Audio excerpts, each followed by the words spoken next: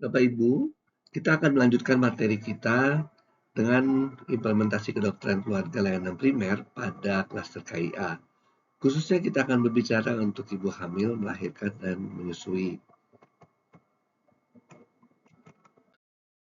Materi ini penting untuk kita pelajari bersama, karena memang angka kematian ibu masih relatif tinggi di Indonesia dibandingkan negara-negara ASEAN. Kita bisa saja berargumen bahwa karena banyaknya penduduk sehingga angka kematiannya relatif tinggi. Namun tetap saja dari kacamata sebuah keluarga, kematian ibu merupakan total loss, kehilangan 100%, tidak bisa kembali lagi. Dan ini tentu saja akan berdampak pada keluarga itu sendiri dan fungsi keluarga itu sendiri. Salah satu penyebab yang disinyalir adalah memang K1 multinya masih rendah, sehingga tidak sedini mungkin pada saat ANC ibu-ibu yang beresiko bisa terdeteksi. Ya. Kenapa K1 rendah? Orang mungkin tidak terbiasa menghitung siklus haidnya sehingga tidak tahu bahwa sudah hamil, atau barangkali juga terjadi ignorance ketika sudah terjadi kehamilan, tidak segera melakukan pemeriksaan karena masih beranggapan kondisi aman atau mungkin jauh dari akses pelayanan kesehatan. Disinilah kita membutuhkan peran SPKKLP lebih lebih banyak lagi dibandingkan dengan masa-masa yang lalu. Artinya apa? Maksudnya program ini bukan program yang baru tentu saja. Kita mengenal model-model atau nama-nama yang sama seperti Safe Motherhood. Kemudian kita pernah mendengar desa siaga, suami siaga. Kita juga pernah mendengar apa namanya program-program yang semodel lah. Termasuk juga untuk mengaktifkan pencegahan seperti PHBS, di dalamnya ada tentang kehamilan dan melahirkan yang ditolong oleh nakes, kemudian ada Germas PHBS, dan ada juga PISPK, ada KPLBH di Jakarta.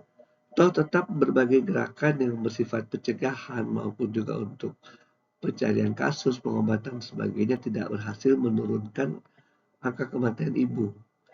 Ada satu yang missing, yang diperkirakan seharusnya bisa diperankan oleh SPKKLP, yaitu bagaimana continuity of care. Kemudian bagaimana mengaktifkan dan mengintegrasikan pelayanan dari posyandu sampai kepada pelayanan sekunder. Ini yang merupakan gap, ya. Sehingga kemudian di dalam transformasi pelayanan kesehatan dibuat transformasi layanan primer, dan dalam transformasi layanan primer ini dipersatukan antara posyandu, kemudian kegiatan oleh kader, sampai ke pustu, sampai ke puskesmas, dan di situ juga kemudian kita bisa melihat peran dari pihak swasta maupun rumah sakit. Nah, ini khususnya untuk kesehatan ibu dan anak yang menjadi satu pembeda lagi, yaitu SPKKLP melakukan pelayanannya secara kontinu. Ya. Ya dulu juga ada kohort ibu hamil, ya tapi hanya ibu hamil saja. Sementara masalah ibu hamil bukan hanya karena kehamilan, melahirkan dan nifas, tapi masalah ibu hamil juga bisa dibarengi oleh masalah-masalah non kehamilan. Ada ibu yang dengan HIV, ada ibu dengan TB, malaria, diabetes. Ini yang kita sebut adalah penyakit-penyakit yang mungkin eye catching dan berbahaya, berpengaruh pada kematian ibu. Dan ada juga penyakit-penyakit genetik yang mungkin nggak terdeteksi, thalassemia, G6PD defisiensi, defisiensi G6PD, ya. Masih banyak yang lain-lain yang kita tidak tahu. Karena itu memang butuh pelayanan SPKKLP, karena SPKKLP ini berbicara juga mengenai screening-screening yang canggih, yang levelnya dari sifatnya genomik, genetik, sampai ke level yang makro, individual, bahkan ke level keluarga dan di masyarakat. Jadi ini kita perlu pelajari bersama supaya pelayanan SPKKLP ini bisa menurunkan angka kematian ibu.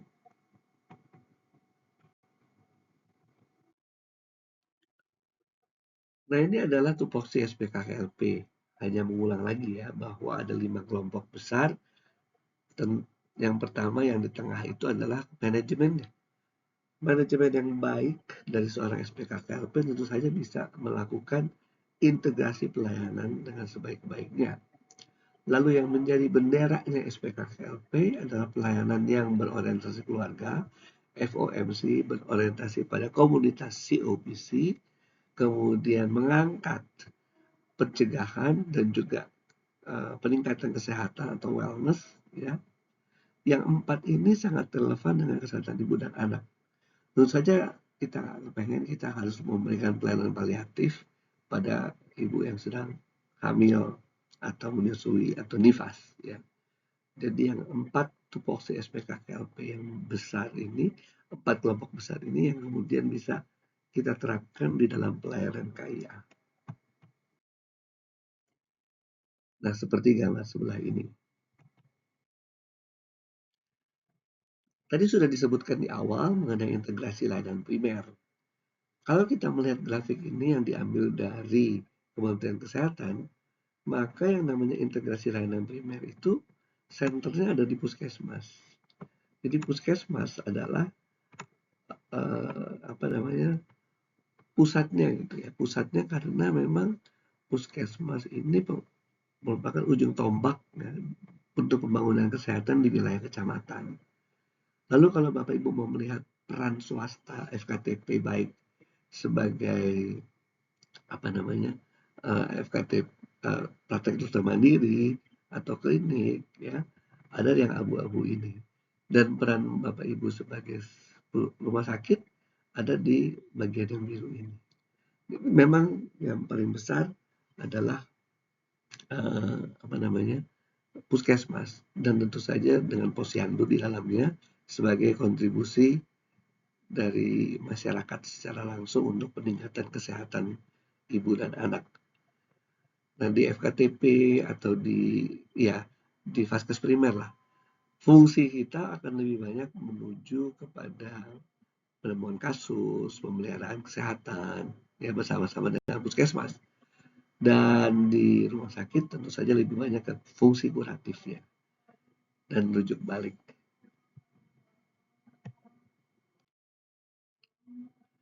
Kalau kita lihat di sini, di dalam buku ILP itu sendiri digambarkan arsitektur pelayanan kesehatan primer sebagai 2 buah balok ini ya. Yang di atas ini yaitu para pemberi layanan. Pemberi layanan ada klinik pertama, ada puskesmas, ada praktek mandiri. Nah, disebut praktek mandiri tidak berarti hanya praktek dokter. Di situ juga bisa dokter gigi, bisa juga bidan dan sebagainya, sehingga antara klinik pertama dalam konteks BPJS sudah diharuskan berjejaring dengan dokter gigi, dengan apoteker, dengan bidan, ya, yang belum tersebutkan yaitu praktek mandiri perawat. Kemudian puskesmas sendiri sebagai wilayah sekarang sudah diharuskan mempunyai MOU dengan klinik-klinik di bawahnya. Saya kira juga mungkin dengan bidan praktek mandiri. Nah, praktek mandiri ini bisa siapapun juga, tenaga kesehatan maupun tenaga medis, yang kemudian nanti menjadi entry point untuk akses kita pemberi pelayanan kesehatan kepada ibu hamil, ibu menyusui, ibu nifas, ya. Mungkin ya kita akan berpendapat mungkin dokter gigi akan jarang aksesnya, tapi siapa tahu, ya. Dan yang mungkin selama ini punya akses seperti apoteker itu belum optimal. Sering misalnya orang membeli obat bebas, ya, termasuk kemungkinan itu ada pada ibu hamil. Meskipun kita sering juga melihat ibu hamil khawatir dengan membeli obat sendiri karena takut mempengaruhi kehamilan. Tapi pasti ada. Dengan demikian tentunya akses kepada ibu hamil itu, seandainya kontak pertamanya adalah praktek mandiri seorang apoteker, seharusnya itu bisa menjadi pintu masuk, ya. Kalau memang misalnya katakan nih, ibunya datang beli tablet besi sendiri, dia udah tahu tablet besi memang dibutuhkan. Tentu apoteker bisa saja menanyakan sudah ANC sama siapa dan sebagainya. Bahkan mungkin saya kalau berpikir apoteker juga seharusnya bisa mengisi buku PIN. Nah, jejaring ini puskesmas yang ngatur ya. Puskesmas yang ngatur di wilayah kerjanya. Kalau saya sendiri berpendapat, seandainya di wilayah kerja itu belum ada SPKKLP, maka Anda sebagai SPKKLP swasta, entah levelnya puskesmas atau levelnya FKTP ataupun levelnya FKRTL, rumah sakit, bisa menginisiasi itu. Tidak harus menunggu adanya SPKKLP di puskesmas. Nah, itu adalah balok pertamanya. Balok pertamanya itu berdiri di atas fondasi yang lebih kuat.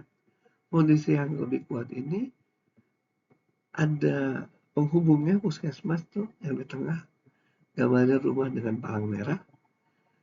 Lalu di bawahnya adalah komunitas. Komunitas sekolah, komunitas tempat kerja, atau desa, kelurahan, ada posyandu, dan juga ada keluarga. Jadi partisipasi masyarakat dan pemberdayaan masyarakat merupakan suatu fondasi di dalam pelayanan kesehatan ibu dan anak ini. Atau secara umum ya, bukan hanya pelayanan kesehatan ibu anak. Kalau orang yang nggak kuat, keluarganya nggak kuat di dalam awareness mereka mengenai kesehatan, tentu saja tidak bisa menunjang seluruh bangunan pelayanan kesehatan. Jadi memang yang Bapak Ibu sebagai seorang SPKKLP harus bangun continuity of care itu pada peran serta keluarga, peran serta masyarakat. Karena memang kita sendiri nggak mungkin ngawasin terus. Harus mereka mengawasi kesehatan, mereka punya awareness sendiri. Awareness itu yang kemudian membawa mereka dan membuka akses pelayanan kesehatan untuk mereka sendiri. Nah, ini yang penting untuk kita buat ya. Dan ini berlaku untuk semua. Baik kita yang bekerja di rumah sakit, kita yang bekerja di klinik utama, bidang praktek mandiri, laboratorium, apotek, ya, juga mungkin praktek perawatan ya, yang saat ini mungkin belum mandiri. Nah, teman-teman, apa nih penguatan di layanan primernya? Di level yang paling dasar yang menjadi fondasi keluarga maupun pemberdayaan masyarakat, yaitu dalam integrasi layanan primer ada di posyandu maupun di keluarga itu sendiri. Keluarga diwakili oleh gambar buku pink ini, sedangkan posyandu oleh kartu pemeriksaan ibu hamil dan kartu untuk ibu nifas. Ada satu kartu lagi, yaitu satu kartu untuk bayi, balita, dan anak usia prasekolah. Kartu-kartu ini adalah menggambarkan peran aktif dari posyandu dalam melakukan pengawasan wilayah. Jadi kalau dibedah lagi kartunya, maka ada suatu serangkaian kegiatan yang rutin bulanan, di mana kader secara aktif memantau kesehatan ibu. Dan posyandu sendiri tidak sama kedudukannya seperti dulu yang merupakan pemberdayaan masyarakat. Sekarang posyandu juga dianggap sebagai pelayanan kesehatan yang tugasnya kepada promotif preventif. Lalu buku merah ada di mana? Buku merah adalah untuk awareness tentang kesehatan ibu ya, bagi keluarga yang mempunyai ibu hamil dan juga bagi kader. Di situ ada checklist kesehatan ibu hamil dan ibu nifas, termasuk juga neonatus nanti. Nah, hal-hal ini yang merupakan fondasi terdasar di dalam integrasi layanan primer yang harus kita bangun. Yang harus kita bangun sehingga mempermudah nanti pekerjaan kita. Jangan sampai nanti datang terlambat. Jangan sampai datang udah komplikasi macam-macam. Jangan sampai datang ada penyakit lain yang nggak ketahuan, melahirkan terjadi kemudian masalah yang lebih berat. Jadi teman-teman, ini adalah tugas kita di SPKKLP yang sebenarnya membantu tugas puskesmas. Atau kalau ada SPKKLP di puskesmas, itu adalah tugas puskesmas ya yang kita harus bangun. Dan ini sekali lagi tidak terbatas untuk Anda yang di FKTP, Vaskes primer. Ini juga bisa di Vaskes sekunder yang menginisiasi agar kesehatan wilayah di tempatnya berjalan dengan baik. Ini termasuk dalam tupoksi sebagai seorang SPKKLP spesifiknya pada Community Oriented Primary Care yang dilakukan oleh si dokter. SPKKLP adalah melakukan diagnosis komunitas. diagnosis komunitas diterapkan pada klaster KIA. Apa sih yang akan dibuat oleh seorang SPKKLP di puskesmas? Tentu dia punya beberapa desa wilayah binaan dan dia bisa melakukan pengumpulan data dari data-data kartu-kartu tadi yang didapatkan oleh kader. Kemudian kader menyeleksi apakah ada pasien-pasien yang perlu ke pustu. Di situ ada nakes dan sejumlah perangkat kuesioner yang bisa dilakukan untuk men-screening. Ya.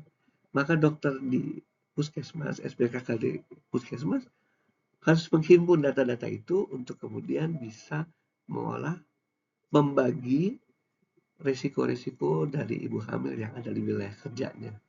Risiko tinggi, sedang, rendah, atau risikonya meningkat, rising risk. Ya. Itu yang kemudian kita harus pikirkan. Lalu SPKKLP swasta ada di FKTP misalnya, dia mengelola pasiennya sendiri. Misalnya pasien-pasien yang dikapitasi, ya. Seringkali kita mendapatkan sejumlah orang usia subur ya. Ada yang melakukan perencanaan keluarga dengan menggunakan alat kontrasepsi, ada yang tidak. Itu merupakan salah satu komunitas. Karena yang katakan tidak menggunakan ataupun yang menggunakan tetap punya kemungkinan hamil, meskipun yang tidak menggunakan mempunyai kemungkinan hamil yang jauh lebih besar dan seringkali ketahuan hamilnya udah lewat dari trimester 1. Tadi kita mendeteksi ada program K1. Maka FKTP swasta, baik dia merupakan TPMD, tempat praktek mandiri dokter, atau dia sebuah klinik, tentu bisa melakukan klaster KIA ini dan melakukan diagnosis komunitas pada klaster KIA, khususnya pada usia reproduksi, ya, tidak terbatas hanya pada pasangan usia subur ya. Karena sekarang orang bisa bereproduksi tanpa suami, ya, atau tepatnya ya lebih bebas lagi sekarang, ya. Dan kadang-kadang sadar nggak sadar ya, udah nggak sama seperti dulu ya. Jadi memang nilai-nilai sudah berubah. Ya. Orang-orang punya risiko yang sama, punya kemungkinan yang sama untuk hamil. Yang penting dia pada masa usia subur, siapapun juga. Jadi Bapak Ibu, mungkin untuk ibu-ibu usia subur, bahkan remaja, putri, kampanye yang dilakukan mungkin kampanye mengenal siklus haid ya, dan mengenal siklus haid sendiri dan mengenal tanda-tanda kehamilan awal misalnya gitu, dan pentingnya K1. Kampanyenya seperti itu ya. Mau apa ya, kita nggak bisa juga bilang wah tabu apa segala macam. Mungkin udah nggak zamannya sekarang ya. Seks di luar nikah sudah cukup banyak. Oke. Saya ngomong tapi pendapat pribadi ya, nggak ada data ya. Kalau mau ada data mungkin ada yang melakukannya, silahkan dicari. Datanya mungkin juga bukan data mewakili Indonesia, data mewakili sebuah komunitas, tapi toh tetap merupakan data. Anda bisa membantunya. Kembali ke sini sih OPC kita melakukan diagnosis komunitas pada kelompok ibu hamil, ya, membagi mereka atas risiko-risiko. Sehingga kemudian dengan risiko tinggi dan rising risk, jadi risikonya meningkat, itu dilakukan pendekatan kedokteran keluarga yang lebih spesifik ya, PCC dan FOMC, untuk mereka bisa ditata laksana. Sementara mereka yang lain, yang low risk atau moderate risk, atau yang no risk at all dan dalam kondisi yang hamil, mereka bisa mendapatkan penguatan dari berbagai macam kelas berkelompok, intervensi secara komunitas. Ini merupakan salah satu efisiensi, bahkan intervensi komunitasnya bisa didelegasikan ke posyandu atau pustu kerjasama dengan puskesmas dan mereka bisa ikut di kelompok-kelompok komunitas tersebut. Nah, bagaimana sih kita menemukan kelompok itu? Tadi sudah disebutkan, yaitu komunitasnya ditetapkan, komunitas ibu hamil. Lalu kuesioner screening ILP-nya yang dari kader diaktifkan. Ada lagi screening oleh puskesmas secara kuesioner, itu juga diaktifkan. Dengan demikian, udah banyak data yang diperoleh SPKKLP. Seandainya Anda adalah seorang praktisi SPKKLP di FKTP, dan kemudian Anda menerima pasien ibu hamil BPJS, ya, BPJS mengharuskan kita hanya punya waktu 6 menit loh, bayangkan Bapak Ibu. 6 menit, tapi kita harus bisa menyeleksi benar nih ibu benar apa enggak. Ya, sakitnya benar apa enggak, misalnya sakit atau enggak gitu, atau hamil biasa yang normal. 6 menit, ya. Sehingga kalau ada kuesioner ALP, kuesioner screening oleh Pustu, itu akan sangat membantu. Gimana caranya? Ya, kita bina dong satu posyandu. Kita bina dong hubungan dengan apa? Dengan Pustu, dengan Nakes, gitu, dengan Puskesmas, sehingga data itu bisa terexchange. Si ibu hamil punya HP, masukin satu sehat, ya. Paling bagus lagi kemudian data-data dalam BPJS masuk dalam iCare. Itu data-data dari luar, ya, masuk ke dalam ruang praktek kita, dan ruang praktek kita harus electronic medical record. Lalu apa yang bisa dilakukan oleh resepsionis kita misalnya? Ketika ada ibu hamil daftar, tentu dia lihat dulu dong, ibu hamil jalan santai-santai atau udah loyo, lemes, ya, bahkan kelihatan pucat. Masa orang nggak bisa lihat si pucat? Resepsionis mesti aware, bahkan mungkin kalau punya satpam, dari satpamnya udah lihat nih lemes apa enggak. Sehingga dari situ sudah ketahuan, oh ini yang kelihatannya perlu intensif, ya, langsung masuk di ruang tindakan, atau kalau punya ruang gawat darurat, masuk di ruang gawat darurat. Kalau yang klinik Pratamanya punya rawat inap, langsung masuk ruang rawat inapnya barangkali, atau UGD-nya, ya. Tapi kalau klinik Pratamanya hanya punya ruang tindakan, ya, ruang gawat daruratnya sendiri, masuk ke situ untuk observasi khusus, ya. Itu resepsionis. Dan bahkan kalau orang mendaftar secara elektronik, kita diharuskan mendaftar ke BPJS, ya, secara elektronik, ya. Misalnya dengan contoh dokter Tul, si resepsionis sudah bisa menyeleksi tuh, ya, sejak pendaftaran apakah ada risiko-risiko yang menuju ke arah gawat darurat. Setelah itu kemudian ke nakes bidan ataupun perawat di klinik. Di situ seleksi keduanya untuk melihat adakah gawat daruratan. Apalagi kalau yang menyeleksi bidan yang merupakan tupoksinya, tentu harus lebih detail daripada perawat. Namun perawat juga harus ikut assessment itu, bikin suatu diagnosis keperawatan dan asuhan perawatan. Ketika ternyata memang ada suatu kondisi yang spesifik, bahkan menuju kegawatan, bisa kemudian mereka melakukan observasi, sementara mungkin pasien kita numpuk, ya, pasien SPKKLP-nya juga numpuk, maka dia bisa memasukkan dulu observasinya ke dalam dokter tool. Sehingga ketika maaf ya udah ngomong merek, ketika pasien itu sampai ke ruang konsultasi dokter SPKKLP, datanya udah lebih lengkap lagi.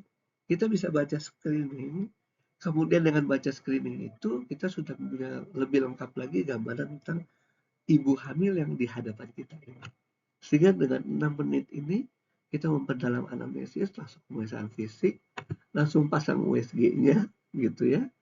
Langsung kita lihat kalau trimester pertama ini ektopik nggak, gitu, atau mola, atau yang lainnya. Tentu saja jangan lupa, ya, pemeriksaan fisik harus ada. Jangan lupa ada pengukuran tinggi fundus lah, berat badan ibu, kognitiva, bla bla bla, semua jalan, ya. Lalu yang berikutnya USG kita main, ya. Dengan USG kita main, kita kemudian bisa merujuk pasien bila dibutuhkan. Kalau bagus sebenarnya merujuknya dengan SPGDT, ya. Merujuk yang lain sebenarnya kalau bagus kita kenal rumah sakit dan kenal objinnya, sehingga kita bisa komunikasi, kita bisa WA, bro, sis, tolong dong, gitu, atau dok, tolong dong, ada pasien gue nih, mau gue rujuk ke tempat lo, gitu, ya. Ada pasien saya mau saya rujuk ke tempat rumah sakit itu, tolong dilihat, ya. Jadi itu yang bisa kita lakukan untuk ibu hamil, nifas, dan menyusui. Kita bagi resikonya, ya. Kemudian yang resiko tinggi kita tata laksana secara spesifik, kedokteran keluarga dan sebagainya. Dan kemudian kita juga membina hubungan, dan ini terjadi bukan sekilas, ya. Bapak Ibu harus membangun itu secara bertahap. Dengan demikian apa?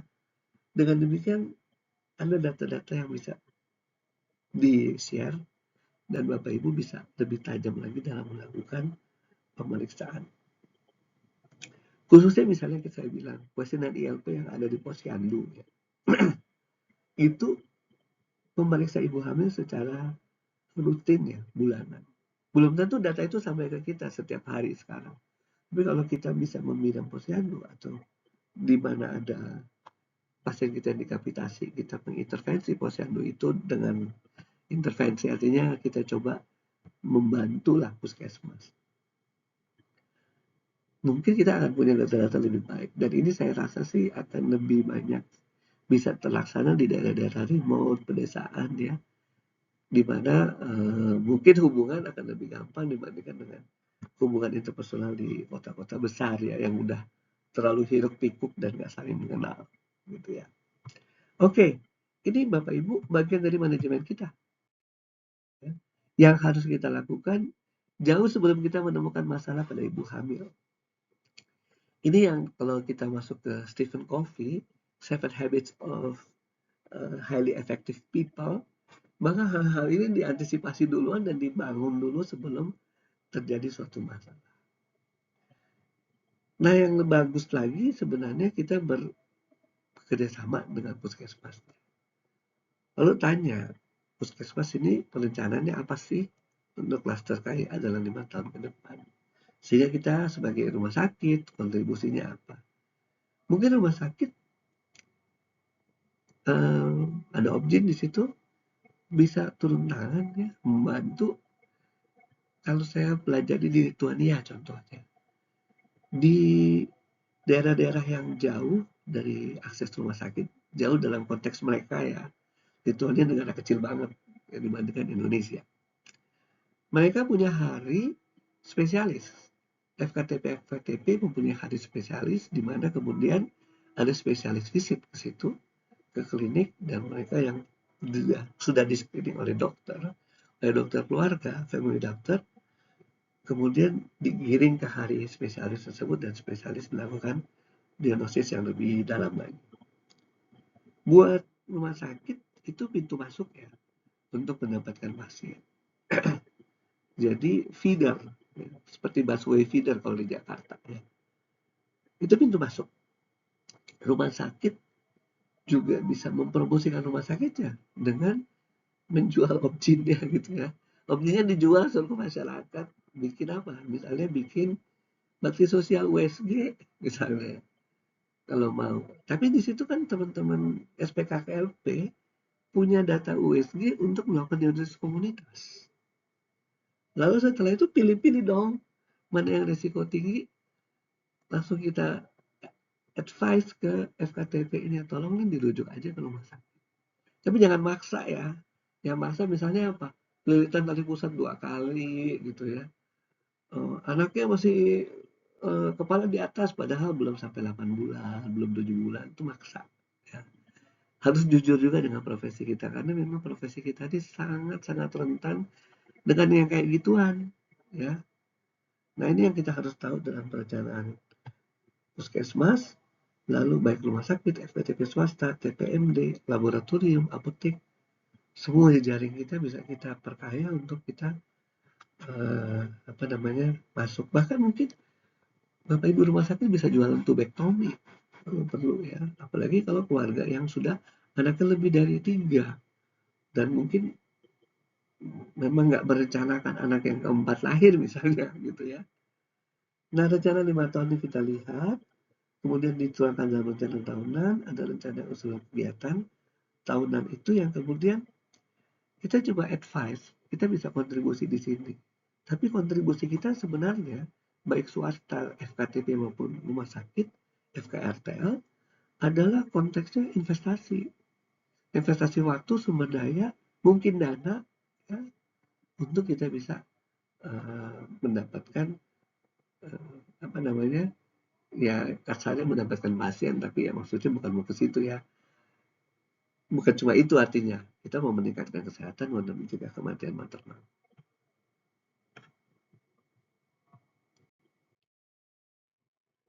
Lalu FA3 kita, Primary Care Practice and Management.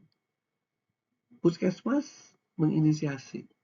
Kalau belum ada puskesmas yang belum punya SPKKLP, maka inisiasi dari kita lah. Dokter-dokter yang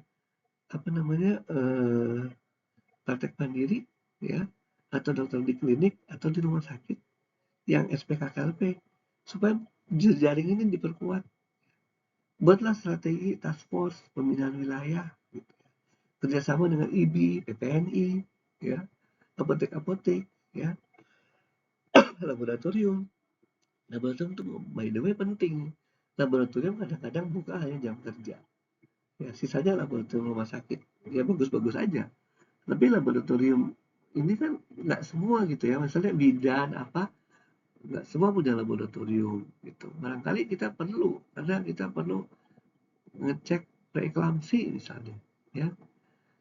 Kemudian misalnya triple eliminasi, apakah bisa gitu ya program itu didelegasi ke lab-lab misalnya. Ada juga ibu-ibu HIV yang takut ke FKTP. Karena FKTP itu judging ya. Mungkin kalau ibu hamil nggak terlalu kelihatan. Tapi seringkali FKTP judging kepada klaster-klaster tertentu yang punya HIV.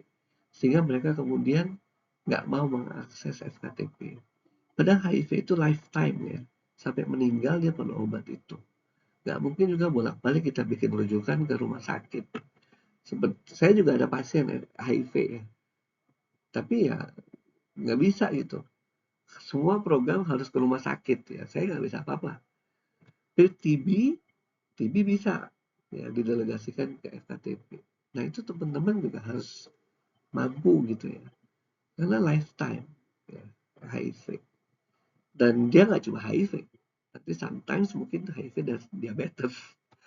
Ya, sehingga kita harus bisa. Nah ibu-ibu yang HIV ya nggak mau sembarangan cari FKTP, sembarangan dalam arti dia nggak mau disalah-salahin. Apalagi ibu-ibu yang mungkin secara kasat mata kita melihatnya gamis gitu ya, tapi ternyata HIV, itu takut banget dijajing. Ya. Nah, ini yang kemudian teman-teman coba jejaring itu diperkuat ya, sebagai bukti dari PCPM kita. Kita bisa membina posyandu, bidan, dan nakes lainnya. Membina bidan ini sebenarnya kewajiban di dalam BPJS. Kalau kita menjalankan praktek BPJS, kita wajib mempunyai jejaring bidan. Kenyataannya yang sering terjadi, jejaring bidan itu hanya sebagai klaim, untuk alat klaim, ya karena klaimnya harus dari provider FKTP-nya. Tapi kemudian isi dari klaimnya, yaitu partogram misalnya, dibuat nanti kalau anaknya udah lahir, ya kan? Jadi kalau anaknya ternyata harus rujukan, partogramnya baru dibuat-buat. Ya gimana ya, nggak tutup mata itu terjadi gitu. Dan FKTP juga hanya melihat itu, padahal sekarang diminta partus kalau bisa 6 tangan ya. Bidan asistennya plus ada dokter. Jadi partogram itu salah satu senjata kita untuk menurunkan kematian maternal. Nah, kalau itu dijalankan dengan benar, semua sesuai tupoksinya, kan dokter juga nggak harus datang ke tempat bidan ya untuk kemudian ngecek. Bidan juga enggak, nggak mau bidan tuh mendatangkan dokter. Mau bayar berapa saya, sedangkan dari BPJS aja cuma dikasih 800.000. Saya harus periksa SHK gitu ya. Jadi berat gitu ya, bidan sendiri untuk mendatangkan dokter. Punya asisten sendiri juga berat. Nah itu yang kemudian mau nggak mau akhirnya pembinaannya nggak terjadi. Ya. Nah ini teman-teman, kalau misalnya kita punya bidan jejaring dan kemudian bidan jejaring yang rajin klaim sama kita, pelan-pelan lah kita perbaiki gitu. Kita perbaiki apa misalnya sejak infartu kita udah tahu ya. Partogramnya kita awasi dengan WhatsApp, video call kita mau melihat gitu. Itu manajemen loh ya. Bagaimana kita memanfaatkan teknologi. Bahkan nih ya, yang sebenarnya ditentang oleh banyak orang, tak ada USG di situ. Ya. USG itu kan Artinya gini, USG itu bukan berarti nanti bidan, ya. Kita yang USG hanya tangannya tangan bidan, gitu. Ya kalau bisa ya, pernah kami uji coba di Baduy gitu ya, tenaga kesehatan yang ada di Baduy ya, tapi akhirnya dilarang, harus dokter, nggak bisa gitu. Nah kayak suku Baduy itu akses ke pelayanan kesehatannya susah. Mereka ya nggak percaya juga sama Western gitu ya. Sehingga kemudian nggak pernah datang sama sekali untuk posyandu, apalagi kemudian partus di tenaga kesehatan. Nah kemarin itu waktu uji cobanya dengan rumah sakit UI, ya kita yang jemput bola datang ke desa. Ya, melakukan itu, USG-nya juga nggak pakai online ya, artinya karena itu nggak ada sinyal. Ya. Jadi direkam dulu semua, baru ketika ada jaringan dilakukan pengiriman data dan kemudian dibaca oleh Opjin gitu ya. Ya itu contoh saja, di mana juga rumah sakit bisa berperan. Mungkin Opjin sibuk gitu ya, sementara Anda sebagai SPKKLP sudah punya kemampuan USG ANC, Anda bisa jadi screening pertama untuk mencari pasien yang kemudian dibawa nanti ke Opjin. Ya. Kalau itu untuk resiko tinggi ya, sekali lagi jangan jangan bikin masalah cari-cari dan sebagainya. Ya itu EPA 3 kita, PCPM. Jadi kita managing dengan baik ya, resources yang ada. Ya. Apa yang ada dan kita bisa lakukan. Nah kita sebagai SPKKLP dalam melakukan tupoksi kita melayani pasien PCC, Patient Centered Care, dan juga FOMC, Family Oriented Medical Care, punya dua approach, ya, dua pendekatan. Satu pendekatan komunitas, yang kemudian kita mencari mereka berisiko tinggi, serta terjadi peningkatan risiko, dan ditata laksana secara patient center dan FOMC. Pendekatan komunitasnya melalui ILP tadi, kita sudah men-screening siapa yang risiko tinggi, dan kemudian juga dengan screening kuesioner oleh nakes, termasuk screening oleh program, misalnya triple eliminasi, ya, dan juga USG ANC. Dengan di situ kita bisa melihat yang berisiko tinggi dan kita tata laksana dengan pendekatan ke individu dan dokter keluarga. Lalu pendekatan yang lain adalah dari individu ke komunitas. Pasien-pasien yang datang individual ke klinik tempat praktek kita masing-masing atau datang bahkan ke rumah sakit, ada loh orang-orang yang eh, kehamilan kehamilannya inginnya Opjin yang menangani. Oke, nggak apa-apa, itu hak dia. Ya, dia datang ke Opjin. Nah, kita di rumah sakit gimana sebagai SPKKLP? Kita bina dong ya kerjasama kita juga dengan Opjin. Karena Opjin kan juga mungkin udah punya tupoksi ya. Operasi aja bisa lama gitu ya. Kalau cuma SC aja operasi setengah jam. Tapi kan nggak semuanya SC, apalagi kalau Opjin yang satu-satunya di suatu daerah. Ada ginekologi ya, ada yang lain-lain juga gitu. Nah, jadi sehingga kalau ada pasien-pasien yang memang memilih partus di rumah sakit, misalnya keluarga DPRD, keluarga bupati gitu, nggak mau dia di posyandu gitu ya, atau keluarga dokter ya, istri dokter itu hamil mana mau partusnya di bidan, maunya di Opjin ya. Kita yang SPKKLP yang memaintain kesehatan mereka, karena itu bagian dari tupoksi kita wellness ya, menjaga ibu-ibu hamilnya supaya tetap sehat. Dan ketika saatnya partus ya partus sudah ditolong oleh Opjinnya gitu. Dan kalau memang ada indikasi seksio maka ekseksio, tapi nggak jangan dimain-mainin gitu ya, karena tetap aja namanya operasi, seaman-amannya operasi tetap berbahaya. Nah pasien-pasien yang datang individual ke rumah sakit, ke praktek kita, FKTP, itu kemudian kita bisa melihat juga siapa yang berisiko tinggi dan kita perlu pendekatan keluarga sampai ke komunitasnya. Komunitasnya untuk apa? Untuk maintenance, pemeliharaan pasien. Misalnya kita udah tahu nih, ini pasiennya datang ke kita individual. Kita lihat, ini calon PEB, calon ya, belum sampai PEB. Yang mantau terus tensinya ya posyandu lah, ya. Jangan dia terus datang ke kita terus ya. Bukan kita nggak boleh gitu, tapi ini manajemennya kan, fungsi manajemen kita harus kelihatan di situ. Supaya waktu kita lebih efisien, ya. Waktu nakes kita lebih efisien, Kalau cuma tensi doang, atau kalau perlu kita sedia alat tensi yang orang bisa tensi secara mandiri. Ya, seperti pengalaman saya di Jepang kayak gitu. Lalu ada lagi hal-hal yang bisa kita intervensi secara kelompok ya, keluarga ataupun komunitas. Misalnya membaca buku KIA. Dan itu kita ajarin, buku KIA-nya harus diajarkan. Dokter aja jarang baca, bidan belum tentu baca gitu ya. Terus kita paksa ibu-ibu hamil untuk baca. Ya, enggak lah ya. Selama koas saja kita ilmunya ilmu dengar kebanyakan ya. Jadi ya kita harus baca dan kita ajarkan membaca. Itu bisa kita lakukan secara community intervensinya ya. Sehingga kemudian orang tua bukan cuma ibu hamil ya, bisa melakukan parenting dengan baik.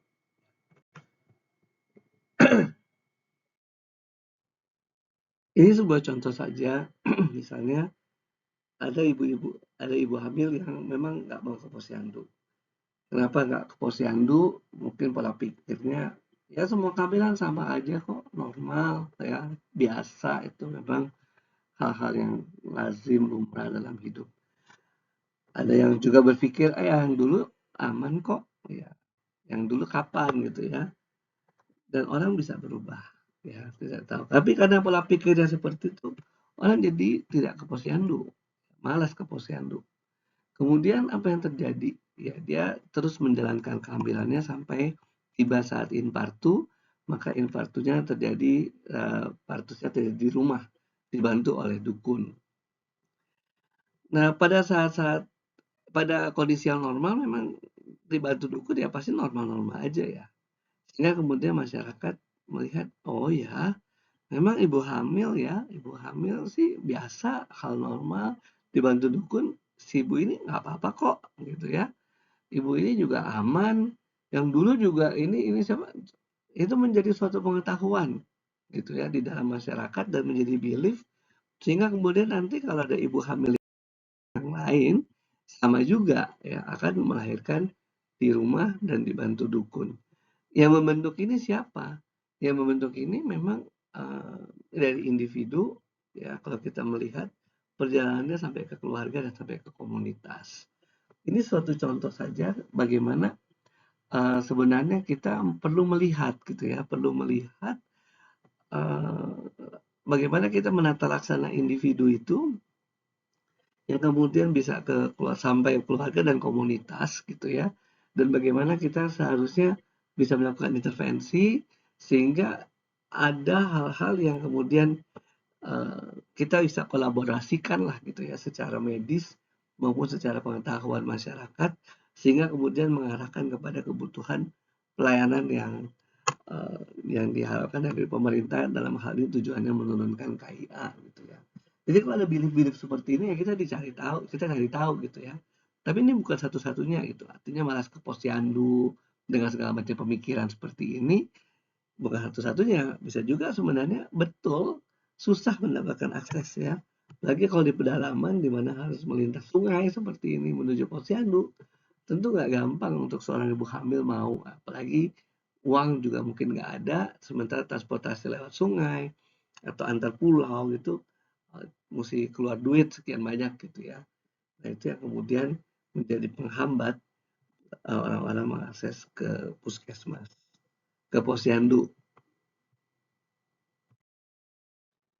Jadi Bapak Ibu semua sejawat sekalian, kita telah melihat dan mendapatkan beberapa contoh bagaimana kita menjalankan fungsi PCPM kita, COPC dan FOMC, sehingga kita bisa mendapatkan kasus-kasus yang memang harus dilakukan penata laksanaan dengan pendekatan kedokteran keluarga. Kita bisa memberikan edukasi yang sesuai dengan kebutuhan bekerja sama di dalam melaksanakannya, dan kita juga menjaring kasus-kasus yang berisiko tinggi ini, sehingga kemudian kita bisa menata laksana baik sejak ANC ya, sejak kehamilan sampai kepada nanti masa melahirkan dan nifas. Inilah pentingnya kemudian Bapak Ibu sebagai dokter keluarga bisa menjalankan fungsinya sebagai seorang SPKKLP dalam konteks klaster KIA ini. Berbicara mengenai klaster KIA ini, mungkin kita juga tidak cukup hanya memusatkan pada ibu hamil ya, atau ibu hamil melahirkan dan nifas.